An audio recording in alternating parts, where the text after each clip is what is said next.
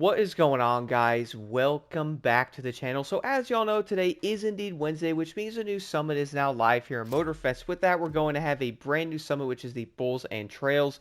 With that, you're going to get yourself the Motorfest and Underglow, which I think is going to be a new one.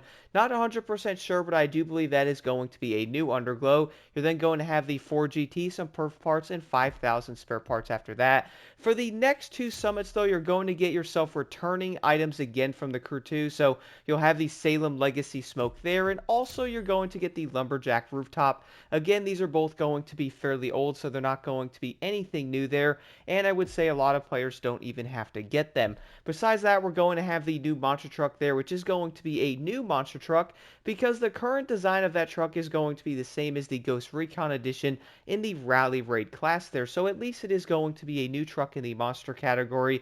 To be honest, I kind of wish we can just get more monster truck events. It is kind of funny how they're adding a new one, but there's not more events for them.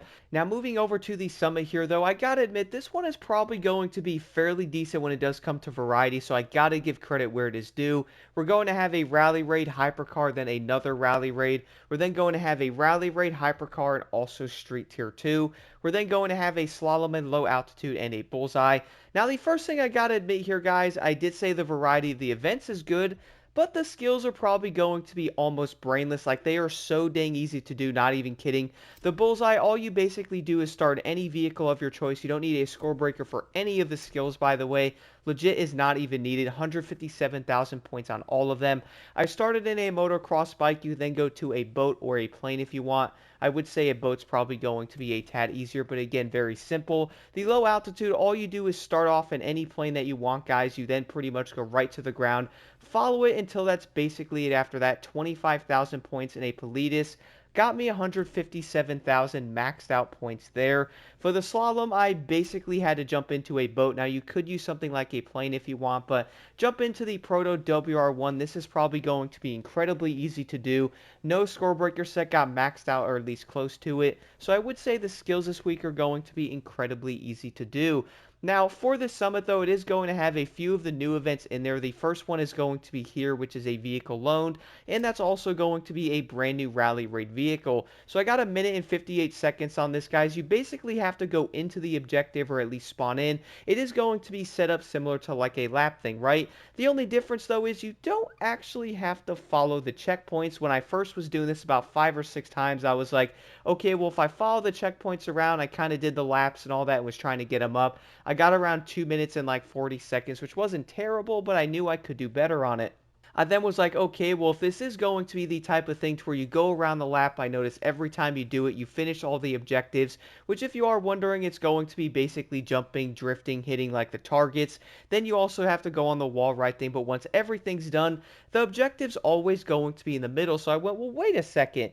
Do I have to get the objectives? And it turns out no. So when you start, guys, basically turn around, or at least go over the building if you want, jump over that, go over, hit the targets, then head back toward the other way. Go over to where the wall ride is thing there. There's going to be 4 targets on the ground and also a jump. You can legit get every single thing done right there going in a circle. It's kind of funny how they probably didn't test this out and realize that you can exploit the whole thing right there and not even go around the entire track, which is honestly hilarious. I got everything done there, doing it in around a minute and 58 seconds. You could probably easily do it a tad faster, but 154,000 points, man, I don't have a reason to go back into it. We're then going to have the Trickster's Playground, which is going to be a hypercar race. For this, you can use any vehicle of your choice. So if I kind of wanted to use the 919 Street, but I was like, nah, I'm going to jump into the Mercedes AMG 1. And I guess the main reason for the switch up compared to the 919 is probably just to mix up the gameplay a bit, use something else. And I'm not going to be using pro settings or the part sets either. So I was like, all right, let me pick a vehicle,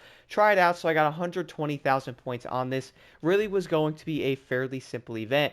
We're then going to have the Raptor Evo 2 after that, guys. So for this, I did end up using the Enforcer unit. Now, this is also going to be the point thing, very similar to the first event. For this one, I legitimately followed around the track, or like the way that it does send you. I basically got into my second lap and I was basically done. So this one's very easy to do. Got 154,000 points. I would say most players won't have any issues with that event.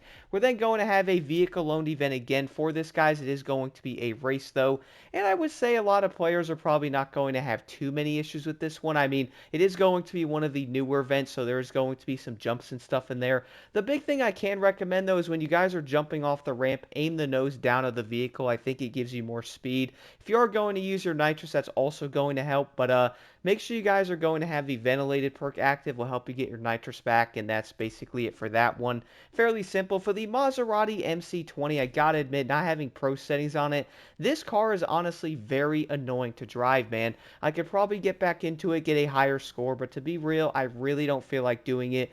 Got 109,000 points, so I'm like, this is going to be one of the Red Bull events, so I'm sure many players are going to recognize it. Nothing too insane going on there. We are then going to have the final event here, which is going to be the Clocks Tricking, and that is going to be with the Mazda RX-8 Pearl Edition, or you can also use what everyone else is using, like the Thunderwave and the base RX-8. For me, I did end up using the Pearl Edition. Again, no pro settings on it. This race is going to be interesting, though, because it's going to be mixed in the street, but also the dirt. So do be prepared for that when you do end up doing it. The car is going to slide a bit, especially not using pro settings. You probably are going to have to fight it, but overall, I admit this race was actually pretty entertaining.